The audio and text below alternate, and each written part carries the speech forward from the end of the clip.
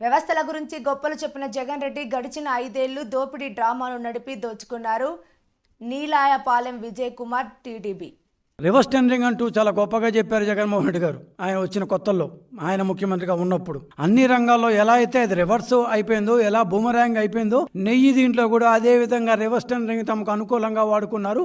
ఆ 5 సంవత్సరాల పాటు ఏలిన టీటీడీ బోర్డు వాళ్ళు, టీటీడీ ఈవోలు, టీటీడీ చైర్మన్లు రివర్స్ టెండరింగ్ అని చెప్పి తాము చెప్పిన రేటుకి మొదటి బిడ్డింగ్ జరుగుతుంది, మళ్ళా వీళ్ళు చెప్పిన రేటుకే రివర్స్ బిడ్డింగ్ జరుగుతుంది.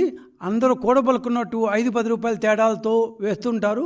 దీన్ని రివర్స్ బిడ్డింగ్ అయ్యారు. మనం చాలాసార్లు వీళ్ళు సిండికేట్ అయిపోయారా అని చాలాసార్లు ఆ మాట వింటుంటాం. ఖచ్చితంగా ఈ నెయ్యి విషయంలో దేవస్థానంలోని కాంట్రాక్టర్లు, దేవస్థానంలోని ఉద్యోగులు, అప్పటి కొంతమంది ఉద్యోగులు, కొంతమంది ఆఫీసర్లు, కొంతమంది బోర్డు సభ్యులు, ఈవో చైర్మన్లు కలిసి ఒక ఉమ్మడి కుటుంబం మారి, బాగా కృష్ణవంశీ గారు ఉమ్మడి కుటుంబం మారి, అంతా నీకది నాకిది, ఈసారి నువ్వు తీసుకో, ఈసారి నేను తీసుకుంటా, ఈసారి నువ్వు L1గా ఉండు, ఈసారి నేను L2గా ఉంటాను, ఈసారి నువ్వు 13 లక్షల కేజీలు తీసుకో, ఈసారి నేను లాస్ట్ టైం వాడికి ఇచ్చాం కదా, ఈసారి ఒక బోలే బాబా ఉన్నారా వాడిని పిలుతాను రా ఈసారి. ఈ టైప్లో 5 సంవత్సరాల పాటు దోపిడీ డ్రామాను నడిపారు.